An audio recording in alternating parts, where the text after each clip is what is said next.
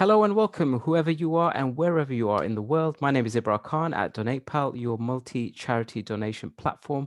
That's the marketing bit out the way. And thank you for joining us on the very first episode of a series of conversations entitled Meet the Charity.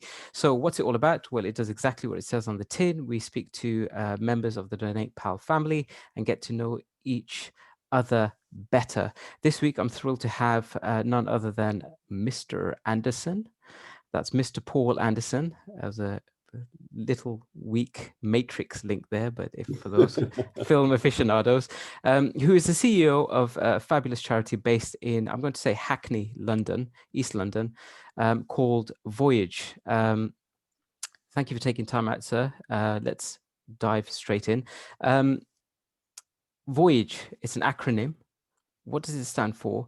And obviously there's tons of information on the website, but what's the charity about for you? Are you able to kind of crystallize it? Give me a sort of distilled version of what it means to you, what Voyage means to you.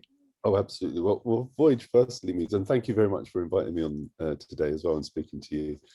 Just to say that Voyage stands for Voice of the Youth and Genuine Empowerment. And if you like, my role within Voyage is to really instill the sort of genuine nature of that kind of endeavor, really, and making sure that when we empower young people, we also provide opportunities that actually give them a chance to honor those skills. So that's kind of what Voyage is about. And I suppose to kind of give you that kind of really short, crystallized vision of what we exist for is really to kind of create young leaders who are exceptional and they go out to gain jobs and responsibilities in the world that actually help them usher in people that look like them into industries. And that's really what we'd like to see, is much more greater diversity of Black voices in employment. But effectively, we are really about creating leaders and getting young people to think bigger. That's essentially it. That's what we're really about. I'm going to ask an obvious question, right? But why is diversity even important? Why is representation important? What's Oh, wow.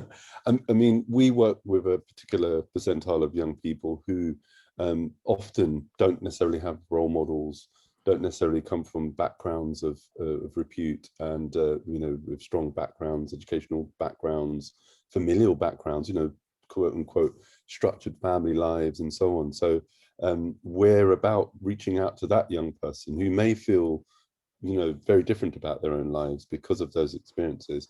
And what we're about them is sort of saying to them that those are nothing to do with you. They're just literally, you're just a circumstantial, but doesn't mean you shouldn't think bigger, doesn't mean that you should have great aspirations. And it's our role to kind of connect those young people to aspirations and to get them to think beyond sort of stereotyped outcomes, which we often hear about when we talk about young Black life. We end up talking about, a lot of disadvantage, and a lot of kids that we work with don't identify with disadvantage, they identify with greatness and opportunity. And we're here about continuing that message, really. Yeah, I guess it's that thing where it's not so much about that kind of job, that sort of opportunity that belongs over there, that's for them. It's about sort of saying, no, we can also participate. And in fact, more than that, can lead in particular sectors and spaces as well, I'd imagine. Absolutely. And everybody knows the business of diversity is not just about, representation. It's actually about good business. It's about getting good, diverse mindsets, and when we talk to people in the financial community, for example, they talk about Etonian mindsets, which are generally risk averse. They talk about mindsets and the need to try to challenge that. And the great thing about why people want diversity now is because they recognize the diversity of mindset and thought. And I certainly think when you work with kids from disadvantaged backgrounds and from communities of if you like, disempowered communities, in many respects, economically disadvantaged communities, you get different mindsets and different attitudes towards risk. And I think they're the sort of things that I think can present huge opportunities for companies who haven't necessarily employed people of diversity in the past. Why do you think it's taken so long? I mean, why, it almost seems like I'm going to be slightly risque here and say it's almost, I mean, it's more than flavor of the month, because I think it's here to stay. I think diversity is definitely here to stay. But, there have been things that have kind of come and gone and trends that have come and gone. I don't think this is one of them. But Mm. my question is, why do you think it's taken so long for companies to kind of think, you know what, hang about, this diversity thing might actually be good for us? Yes. It's kind of weird, but I've kind of grew up in, multiculturalism in the 70s, valuing diversities in the 80s, early 90s, to now hearing sort of Black Lives Matter. And Mm. I think it has been a journey. It's sort of like it's a sort of long historical journey of people kind of getting familiar and understanding what this actually really means in practical terms. And I think it's only now landing. And I think people's attention being focused because of all being at home, streaming of lots of content now, all really getting to people to kind of go, actually, these injustices are not just accidents. There's actually a structural issue here.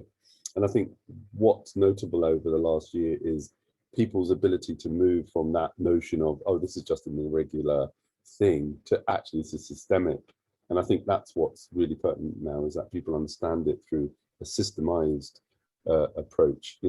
Why do we have exclusions at school that have been going for many years? And I think people are starting to realize, because we appoint a certain type of teacher, that we don't actually value the diversity in teaching as much as we value the diversity of people we need to teach. And I think those two schools are coming together now. So it's not just who should come and take on the service, but also who should deliver that service and how they should deliver that service. So I think those factors are now coming together to push that agenda for that need for that change now. A little bit about Voyage then. I mean, nobody kind of wakes up one day and says, right, that's it, I'm going to open up a charity, I'm going to be the CEO of the charity. What's the story? Oh, wow. Well, Voyage was formed by the Black Police Association, and the Black Police Association are a really interesting group of individuals, because they are Black police officers who have brought together themselves to really explore recruitment, retention, and progression. And as a result of them supporting very big cases, Damilola Taylor, Stephen Lawrence, and making distinct contributions around Black voices around that, they themselves felt, well, their popularity has led to them needing to form this charity. So the charity was formed because of this general mindset that we as Black, or I'm not a police officer, never have been, I've always been on the other side of the law growing up, but the police officers who incepted the charity felt such an issue about every time they made arrests that they tended to see people like them being arrested. So it was really because they wanted to sort of stop that and actually tried to bring about some change and help young people recognize, don't be a victim of police operations and power. Be a leader and become somebody who we're not actually engaging in. And that's what led to the charity's formation. And as I said, my main role is about instructing the sort of genuine nature of that empowerment and bringing the charity in towards a more a sort of a traditional charity, a charity that's not relying on police officers or statutory money. It's relying on independent foundations to kind of grow the organization. So I think that's kind of why. But I mean, people, I think essentially there was also a very, very clear lack of charities at that time that were focused on supporting young Black voices.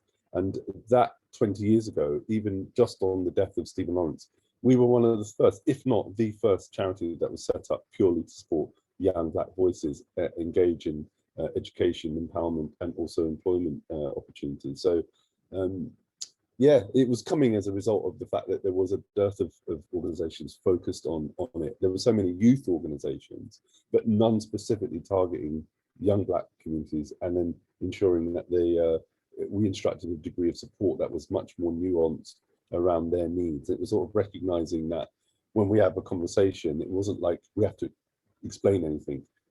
We have similar voices, similar experiences, and those are shared as part of our general discussion. So it kind of came as because there's just generally not many other charities talking about the same subjects now. But it's great to know that Stop and Search, for example, which is one of the things that we started with, now is workshops are run by so many different organizations. And what we believe is by doing what you do and staying on it, either encourages people to do more, or actually and gets people to copy you. And ultimately, that's what we want, because we think that young kids from Black voices and Black communities, sorry, they do need that particular support that helps them bring them up to a level playing field. And I think we can do that, and we achieve that through our work. You mentioned at the top there a little bit about your past and about yourself, but what is your background, and why did you, you can go into any sector, any industry, but you decide to serve the community, and why is that? And did you have a different hat prior to Voyage? Tell us a little No, bit about yourself. wow. And I mean, just a little bit about me. I mean, I was excluded from school at 15, and then I had to go out and find employment at 15 and work at Wow. 15. And yeah, so and also before that, I got involved in a lot of trouble with police. And, I remember I was a very active member in my community, and I was particularly talking with my mates about the effect of the 1981 riots on our community. So I was sort of 15 at the time. And as a result of talking about that, and not having, really a solid future, I was invited to, be a speaker for youth clubs and young people talking about youth issues.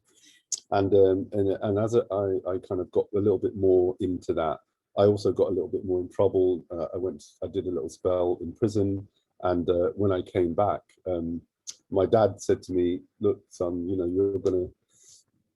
you're potentially going to be in prison for most of your life if you don't make a real fundamental change." And I was then at that time shipped off to Nigeria, which is my dad's home, and got to meet my family and my friends, and made some huge friends over there. Got into music, African music, particularly traditional African music. So I played drums, and I ended up doing a bit of dancing, but mainly drums. And I came back to the UK with this sort of sense that, look, I need to do something to honour my tradition, to honour my cousins and my family, who I got to know, who really built me up. And as a result of that experience, I said, look, where am I best placed? Where can I go? So I became a youth worker at 20. And then from that, I got invited into conversations with councillors and councils about what they could do to really put on new initiatives for young people. I became a good voice for those people in those days, in the sort of kind of mid-80s. And as a result of being involved in that, I became what's the word? A little bit of a sort of youth guru, as it were, kind of thing. And I became a youth justice officer, and then I started to give advice at youth justice level with young people in prisons and young people sort of getting involved in crime. And then regeneration hit in the very early 90s, and I was asked to contribute some ideas to a project in Camden, and it won something like 28 million. And they sort of said, "Paul, look, what project would you like to run?" And I sort of said, "I don't want to run a project. I want to run a whole section here, which is to do with young people, because I authored the projects." And they said, "Good point." And then they gave me a community development role, and that then ushered me into being a kind of a big voice in the area, which was Regent's Park Estate. And as a result of that, I worked there for 10 years and then became, quote unquote, a kind of youth regeneration expert. Then I got shipped off to Hackney, got a job in Hackney, giving advice as a private consultant in regeneration. And then from there, I was invited I was always doing music in the background. I was always doing a lot of music and cultural stuff. And I've always been involved in stuff to do with West African music. And then I was invited to go for a job which was running a carnival centre, and the vision for that carnival centre was to produce a unique centre for carnival arts. And I was like, wow, this sounds amazing. And it brought together my ideas of wanting to embed diverse education into schools, into community settings. And I got the job, and I ran that for 10 years and became the CEO of a national charity called the UK Centre for Carnival Arts. And that charity now has a huge building. We raised something like 7.5 million to build it, and we probably spent around about 7.5 million to run it over the years to get us to that point.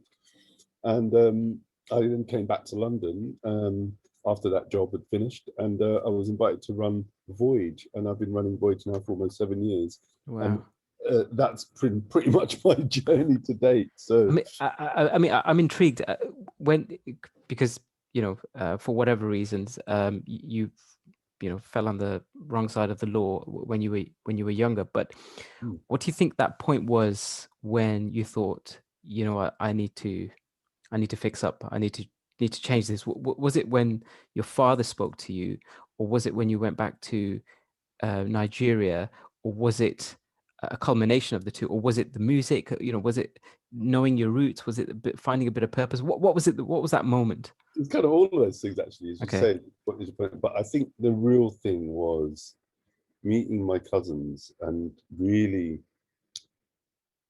noting the fact that they themselves had no real opportunities that we have here. And actually knowing the opportunity that was in front of me here was much more realized when I was there. And the fact that they said, I'm the oldest son of the oldest son, that gave me a pride of place.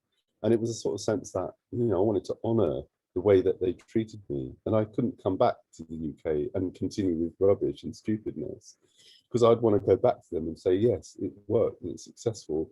Mm. And there was something about being given a position of responsibility and wanting to honor it, as opposed to not given a position and then feeling you have nothing to offer and you Yeah. don't know anything. And it really instilled that sense of pride and cultural identity, and more so a mission in life as well. So it kind of gave me that, really. And I think it was very much about, it was said because my dad said, like, think about this and understand what that might mean, but then go to your cousins and then learn a little bit about who you are. And I think I picked those things up, and as a result of that, that completely transformed me. So when I came back with this sense, I'm on a mission. I'm going to Mm. change this, and make my, and I never looked back. I've never been unemployed since then, and I've got a wonderful family, and I'm still going backwards and forwards meeting my family back home. So it was an amazing chance and decision, and I'm just always look back, because I even say to people that I didn't think I was going to live past 25, and I'm now in my mid-50s, and I'm just that proud to be here and continue doing this work. You talked a bit about proud moments. I mean, obviously, I've worked in the charity sector myself, not as long as you have, but I have a little bit, and I know it's a hard place to work. It can be difficult, it can be challenging at times, but there are also those incredible moments when you think, you know what, the blood, sweat, the guts, and the tears are worth it. Um, can you think of an example, or of an anecdote whereby you thought, you really, really made a difference to a bunch of people or to a life, or which you thought, yeah, I'm doing the right thing. I'm in the right place here. If, in fact, because I'm one of these quite personable people, I leave myself open to people to come up to me and talk to me and continuously, insult me or say anything they like. And one thing that I've always been impressed by is people who I've worked with over the last 30, 40 years to continuously kind of shower me with thanks and showing gratitude for various things that they, that I didn't realize I was doing, but we did, and like, for example, like graduation, when I see some of our kids graduate, and sometimes I'm actually trying to hold back the tears, like, to see them get that award and see how much they feel. There's a lump in their throat, isn't there? Oh, and I get that a lot, and, sometimes I'd get somebody call me and go, oh, Paul, do you remember me? And they reach you out on social media, and they say stuff, and that really does it gets me. And they're the things that kind of give me that feedback loop, that actually you're in that space, you're doing the right thing, carry on. Why change that? So I've had countless numbers of kids come back to me, as adults, as grown-ups with children, like, meet the kids, hello, Yeah, yeah. this looks like just like you were in the, so I see that quite a lot, and that to me is just a really amazing thing to kind of behold. And sometimes you don't actually know what you're really giving to someone until they come back and tell you. What you say to your funder, and what you say to your donors, right?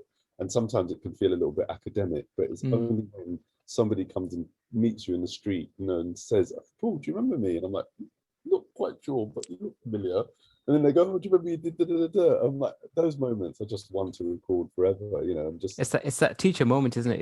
Even the small things that you say in the classroom, it's just, may just be a off the cuff throwaway sort of comment, but it just lasts a lifetime. And then when you meet the teacher again, you're like, yeah, do you remember that time? And the teacher looks, yeah, I think so. But it resonates. It resonates. Yeah, absolutely. Um, yeah. I want to ask a little bit about the mentoring scheme that you guys have set up. Tell us a bit about that, please. Yeah, and I mean the mentoring scheme is a sort of really crystallized kind of way of really putting the sort of our ambitions forward here, because a lot of the young people that we work with, we might be able to give them access. We might be able to say, here's a great opportunity, here's a workshop, here's a session, here's a visit, we'll take you there. But what often there isn't is that ability to take them across the line and to support them as they that cross that line into that space. And mentoring is a really great way of how we demonstrated that. And what's happened over the last years, we've got in touch with so many corporate companies, and they reached out to us, and we sort of said to them, look, we'd love some money, of course, but what would even be better is your time and access to your environment, because a lot of our kids don't know people like you and would never get access to an environment Yeah. that you have. And unanimously, all of them have said, yeah, great, we're only happy to do that. So the mentoring program that we have now is linking our corporate people who have come through these various corporate relationships that have reached out to us, who are really keen to sort of explore that diversity agenda in their environments more. So that's the connection.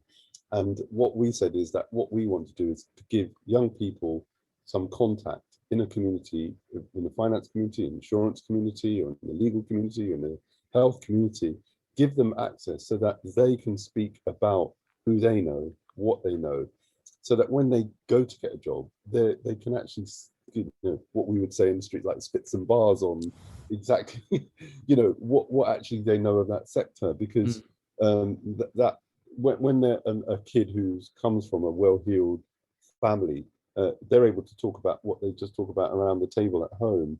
Whereas this is now a chance for those kids who don't necessarily have those same opportunities to be able to get that, and hopefully equalize the playing field. So when those two people, one well-to-do and one who's come through Voyage, they might appear quite similar to the person who's making that appointment. And we really hope through the mentoring scheme that young people are able to kind of get the knowledge, get the confidence, and also have the contact of people they can quote, because they're the things that are going to help them get a job, and they're the things that are going to see them through into that position of employment. We already know it's going to be quite a short kind of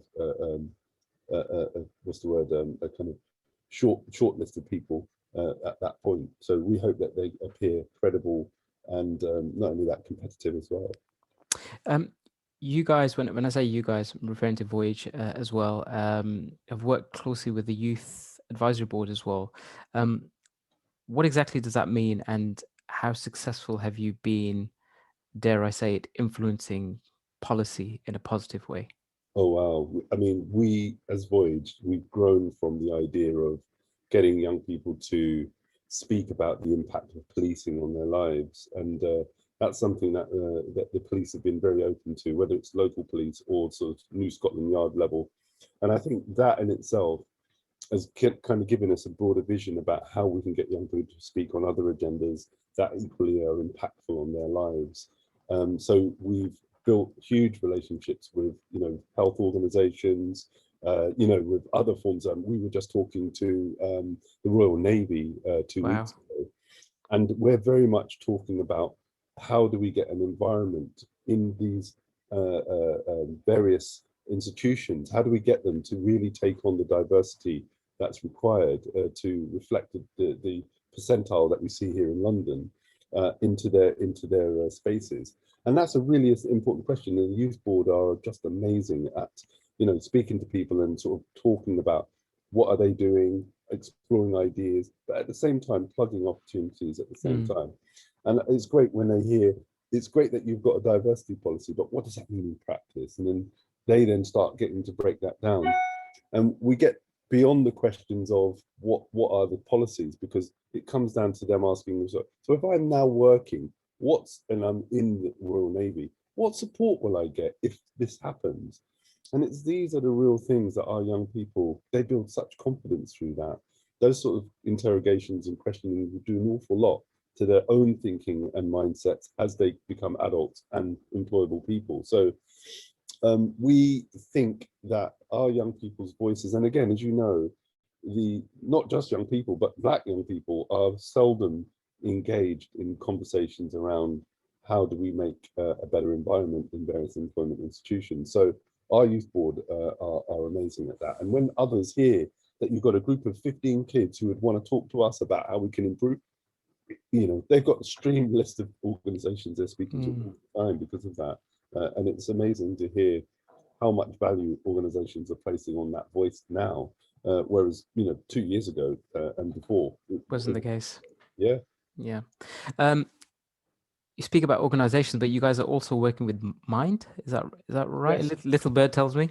That's Yes? correct. Yeah, Mind. Again, it's Mind told us that they are running a survey where they're trying to evaluate the impact of COVID on young people in order to produce a really fundamental report for government. And what they told us was that they struggled to try to get diverse voices in that. So they commissioned us to support the development of that survey. And they've asked us to help ensure that we could increase the number of Black voices contributing to that survey to ensure it was hugely representative of diverse voices when it went to government. And so what we've been doing with Mind is building a team of young people, giving them the knowledge around mental health and the impact, to then lead them out to running workshops in school, to then lead that towards a round table where we'll explore some of the ideas that young people have about how they could resolve some of the issues around the effects of COVID. So we're hoping that it means that schools will start to adopt particular approaches to supporting mental health in school. We hope this leads to more structural ways that institutions and environments could to listen to the needs of young people and support the needs of young people going through various mental health challenges. As you know, a lot of young people, and especially Black young people, really are affected disproportionately by COVID, and we know the effects on them are more acute. So we want to know how best the schools and institutions continue to support those young people in their environments. And I think it will usher in a lot of potential change in those institutions going forward. That depends if government really feels it wants to support those. On a day-to-day, I mean, you talked a little bit about COVID there, but on a day-to-day, I mean, there are thousands of charities in the UK, and most of them are very hands-on, client-facing type of thing. You mentioned workshops, groups of people getting together and so on and so forth. With the pandemic, how has that worked out? I mean, how are you guys coping? How does Voyage do its work when you've got a national lockdown? Like, how does it work? Yeah, I mean, one of the real big challenges to our young people was staying engaged at a time where people's own homes and the infrastructure they have for communication weren't necessarily there. So when the lockdown happened, we literally went online to Zoom, and we started to run all of our programs online. But as we went on, we started to see kind of like it kind of go up and then drop down, because there was a sort of saturation point after September. But we noticed that a lot of kids were just feeling like, oh, I just can't keep doing this Zoom thing. So we started to notice that. But we also found out very specific things, that a lot of our young people might share one device in a family of 3 or 4 kids. And we noticed a huge amount of challenges they had with devices. So what we also did is, when we reached out to our corporate people, we also asked them, not only do you have a mentor, but do you have some equipment and something that we could give to our young people? So we managed to get something like 40 odd laptops and distribute to our young people from corporates. We've even supplemented some by buying them, because we secured some funds to purchase these from the National Lottery, for example. So we've found some of the challenges to be more about like digital, being able to access digital software, but also generally the lethargy and the sort of over, like if they're on school, lessons for 5 hours on, it's, so we also chose to put on a lot of our stuff, on Saturdays, and we'd put them on in the afternoon, and we would incentivize some of our engagement work as well, so that it really made sure that they kind of brought them there. And so we had to think quite deeply about how we kept people on. It's been a huge challenge, and I can say that a lot of our young people are now really grateful, looking forward at a sort of a lockdown ending. And although that is potentially challenged by what's going on in Europe at the moment, but we still want to remain positive. And there was a gap in the summer where the lockdown sort of dropped, and we managed to get a summer program happening. And we did actually do a lot of live engagement, and a lot of our kids really crave for that directness. And the moment lockdown ends, I can imagine when we put on our summer program and our workshop activities, we're going to see huge numbers coming along, because a lot of kids just want to get out there and meet people, just interact with humans. Speaking of funding, I mean, obviously, you're a charity, and we're a platform that raises funds for charities. What's it been? Has there been a night and day sort of difference with regards to pre-COVID versus during COVID, in terms of the funds that have been available to you? And I guess what I'm trying to say is that have you guys felt the pinch, or has it been business as usual?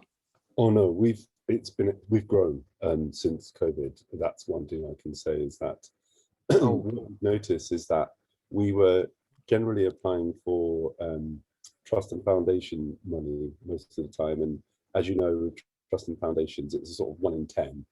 Every 10 applications you write, you might get one. So we noticed that was going to continue, and we actually thought that there was less likely we might even start having to do 1 out of 15, because we knew COVID funds meant certain funds would be drying up. But what happened is that the corporate sector all of a sudden started to make contact, and we noticed that we've now moved from something like 90% trust and foundations to something like 60% income from corporate institutions, and 40% coming from trust and foundations. is that CSR money? And that's, yeah, it's a mix of CSR money, money that was specifically set up for to deal with these issues of injustice and disparity, so on. And lots of organizations have tweaked their funding rationale to respond to this environment. And as a result, it meant we got more from that. But I'm also quite conscious that it's a bit of a flash in the pan. And as you mentioned at the beginning, it's here to stay. There is that sense that, are we building on something that is a long term, or is this guilt ridden? Is this just a flash in the pan and an immediate knee jerk to what's happened, or is this something that we can count on? And whilst I think the sentiments will be there, I'm not sure the money will be there. So there's a sort of hesitancy to kind of embrace that as a regular income, and we should bank it and continue to work on strategies to bring that in. Whilst we do that, but I've noticed it is trailing off, because I've noticed that when you do now apply, they'll tell you that now we're not doing it until next year, and that there's a new round, and we've got now our CSR partner on board. So it's a really interesting thing. It's almost like it felt quite short term. But what we're now doing is, with our new fundraising role and administrator that we're appointing, is to really make sure that we continue that dialogue with those companies, and that they find innovation and ways to keep that income coming in, as opposed to us, and as opposed to it just sort of stopping off, and then we having to go back to the old trust and foundation route, which we know is traditional. And the other thing I was going to say as well is, we've noticed that individuals are coming through much more as well. So it's not just large companies, individuals who have a decent income level, the huge awareness. So for example, I mentioned to you about a wonderful man we spoke to yesterday, who just said, I just love the work you do. I want to give a contribution of my salary every month. And what we're noticing is people like that now. So you get these very large companies who say, here's some money, get in touch with my CSR team and we look forward to working with you. Yeah. An individual saying, I just love what you do, and how can I support you? And we give them a little bit of a menu for mentoring, to contribution to workshops, being a volunteer, and to donate a little bit of money. And invariably they choose one are two of those ideas most times. So yeah, we're seeing much more individuals and greater relationships with individual people who just who just love the work we do and support us in that kind of way. Here's a controversial question for you, Paul. Are you ready? Are Go you for ready? it. All right. If because we're talking about funding, but if you say had and I don't want to get too political or anything like that, but if you had Boris Johnson in front of you and you're smiling already, and if you had you know, you could um offer him some advice to help organizations like yours, what would you say to him? Wow, gosh.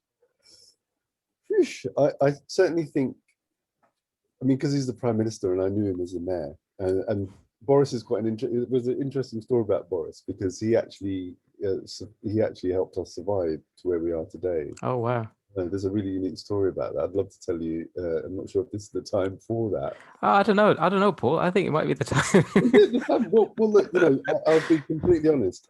Voyage was funded. When we were under the auspices of the Black Police Association, we were funded by MOPAC, and MOPAC is the Mayor's Office for Police and Crime. And we had a 6-year project with them, roughly £500,000 a year to deliver our programs across London. And we were at that 3-year journey of securing the next 3-year project. And it was 2014, and I was appointed then, and my role was to kind of go in and build that next 3-year business plan and get that funding. And when we went to the meeting to talk about it, they said, actually, Mr. Anderson, we are no longer going to be a funder. We are now becoming a commissioner of services, and therefore we are not going to continue with the next 3 years of investment to Voyage. As a result, that's it. How did that make you feel? I was like, whoa, this is terrible. And myself and my finance manager who prepared, we all both prepared an amazing business plan. We talked about how the next 3 years will look, and they just wouldn't hear it at all. And they said, look, we're going to need to let you go out of the office now. Could you leave? And we were like, hang on a second, how can we do that? And I sort of mentioned this point about some precarious liability, which is we were only solely funded by MOPAC, and if you close us down, it means this liability for my board. And they said, well, Paul, you take, do what you need to do, but we're ending it here. So we went downstairs in City Hall, myself and Martin, pretty much thinking about what our exit strategy was going to be, which pretty meant 3 months we're going to have to close. And believe it or not, the weirdest thing is this sort of white light shone, and guess what? It was Boris Johnson standing up. Did he have a halo and an angelic sort of? He almost did. It was like wings. It was almost like that, honestly. And it was kind of like, you can imagine the whole moment slowing down and the light getting brighter. He stands up. It was like, whoa, isn't that Boris there? To Martin, yeah, that's. And you know what? Immediately, as he got up and walked, I got up and walked towards him and said, Boris. He sort of startled and said, what? Yeah. Quite scared, a bit nervous. And I sort of said to him, look, I'm not here to mug you. Not really. I just said to him, look, Boris, do you know about our charity Voyage? And he went, yeah, Bevan and Leroy. Yes, of course. What's the matter? And I sort of said to him that, look, we just had a meeting with your CEO, Helen, and she said to us, we're no longer going to be funding. And I cannot take that message back to my trustees to say, you guys own the risk of 150 to 200,000. You have to pay that because we have no funding for next year. And he said, in his accent, I have no idea of this, but let me get back to you. And you know what? True to his word, he actually got back to us. In 2 weeks, we were back with the deputy mayor and the CEO, putting forward our rationale. And what we were able to extract from that wasn't money, but the promise of money. And he gave us this really interesting test, which was, look, I'm going to set aside about 100K. And what I can say is that if you raise another 100K from another source, I will give you our 100K. And if you then are successful with that, we hope that then sets you up to move forward in your independent way that we did. And you know what? We did. We managed to raise that money. I was able to get back to Boris, his team, within the next 4 months and say, here's our 100 grand, we got it. And that drew down another 100. And as a result of that approach and that time, we became a fully independent charity, i.e., we no longer get money from government. We no longer get money from local authorities. We now purely get money from, the trust and foundations and the various corporates that we have relationships with now. And that was a lifeline that we managed to get, that was thrown to us by Boris, and that kept us alive today. So, Wow. but one of the things I would say to Boris today in terms of his role as Prime Minister is really to encourage him to continuously push the messages to the corporate institutions to support organizations like ours, because I do feel that a lot of the councils and the various structural funds from government are now going to be hugely challenged in response to COVID. And I think that we only have the corporate sector left, apart from trust and foundations, to really talk to about how they continuously can give money to support organizations fighting racial justice. And I think I would encourage Boris to make sure he continues to push for corporate companies to do so and to use innovative methods to ensure that that money is not just a one-hit wonder, but it's a regular source that people can rely on to build and support young people making these journeys that we know are going to be fraught for always. These are the sort of things we want to see change long term. Sorry, it's getting all of a sudden bright. No, not a problem at all. Let's move away from Boris for now, and the Conservative Party. But you were on Sky News recently, right? Yes. And you were pushing and promoting a scheme or an initiative called Action for Conservation, as opposed to Action for Conservatives. Tell us a bit about that.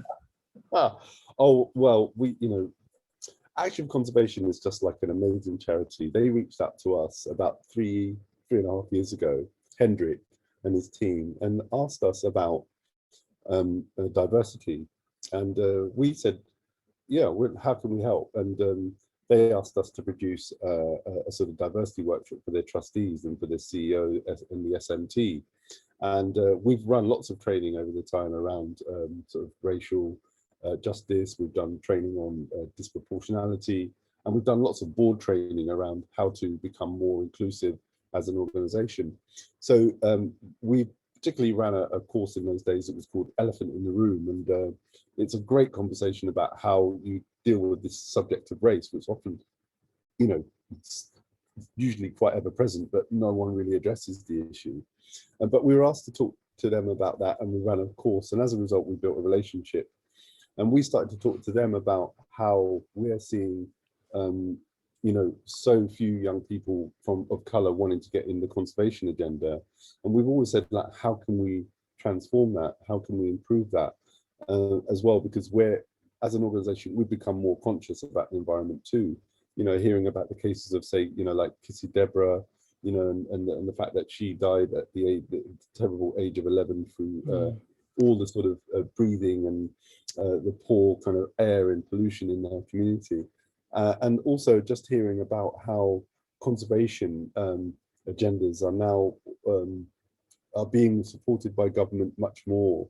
But again, diversity is not necessarily strong there. So we thought the relationship between us and them was about how we bring issues of race and diversity into that.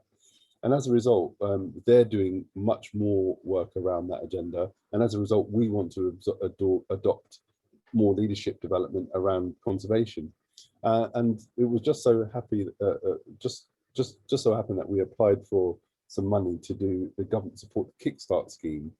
And we became the organization that did all the mentoring for the Kickstarters, because the job and the roles that we're supporting is people of color going into various conservation industries and charities across the country, and us being the organization that really helps empower them to be confident about who they are and to play that role within the conservation industries, not just within that charity, but to stay there.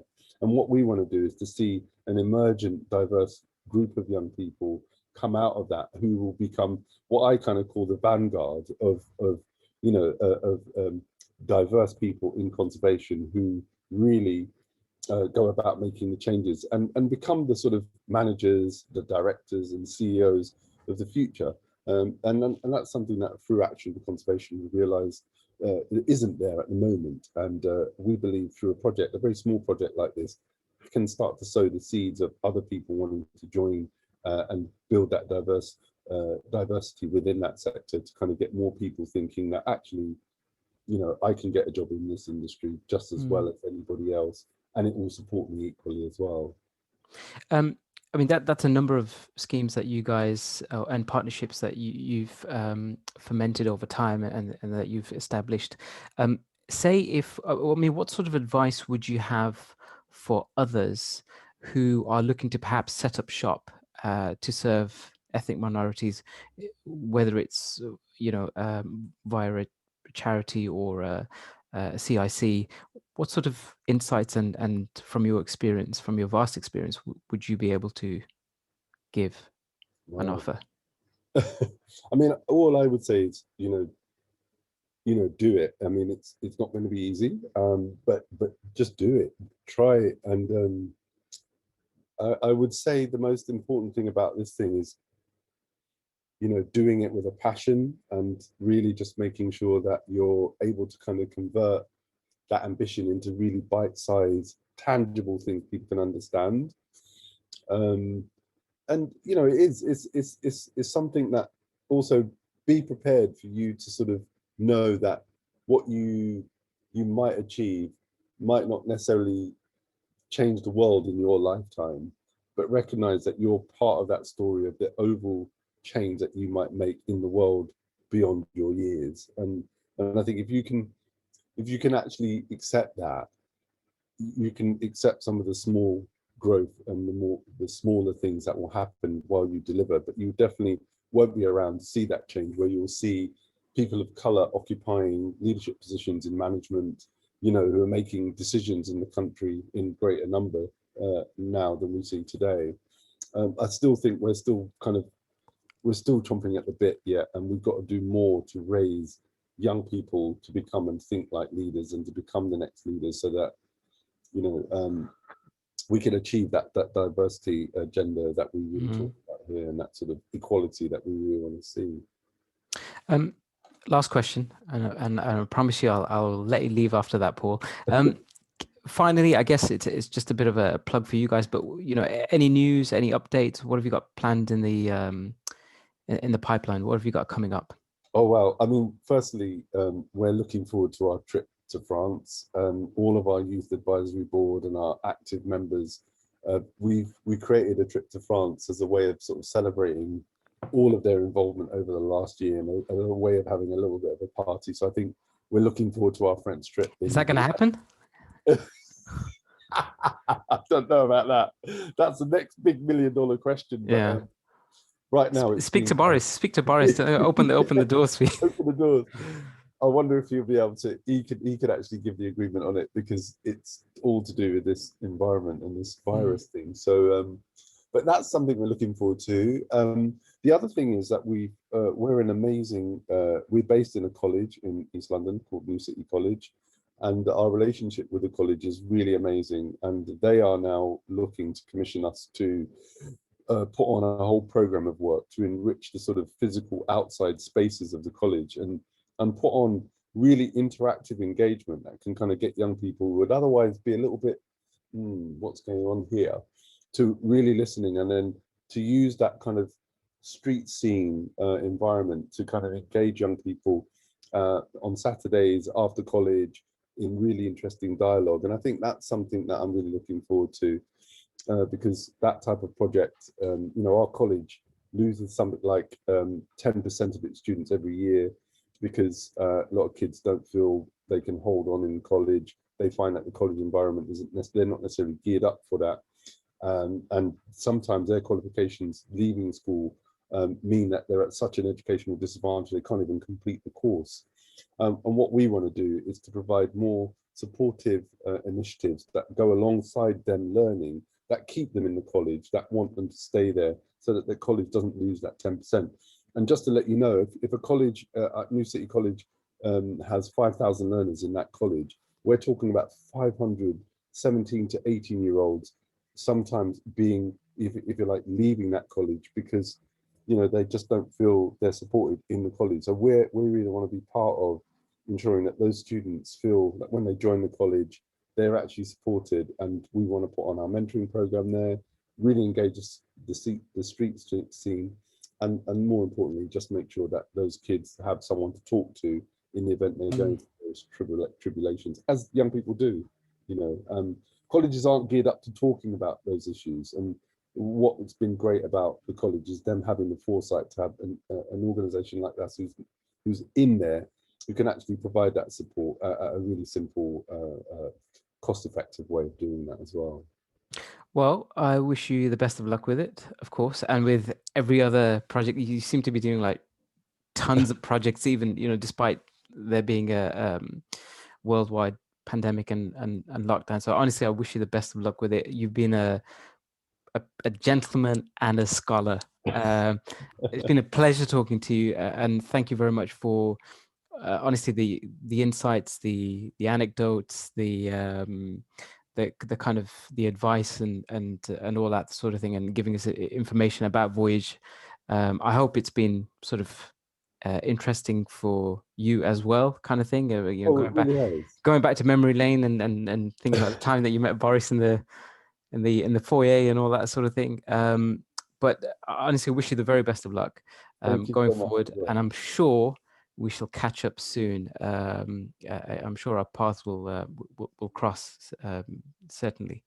And Oh, spread no, and spread the word. Spread the word, please. we certainly will be, you know, and I look forward to getting your digital kind of stuff that we could share, you know, online on our new website. And we have got a new website that's going to be launched next month. So Oh wow, okay. do get some stuff across to us that we can help promote the work in your platform, because we think it's amazing that a platform can allow us to get individual donations in the way that you guys do. And we're looking forward to helping you expand as much as we expanding too. Thank you very much, Paul. It's been a pleasure. Thank you. Cheers, Iba. Thank you. Cheers. Take care All the now. best. Bye bye. Bye-bye.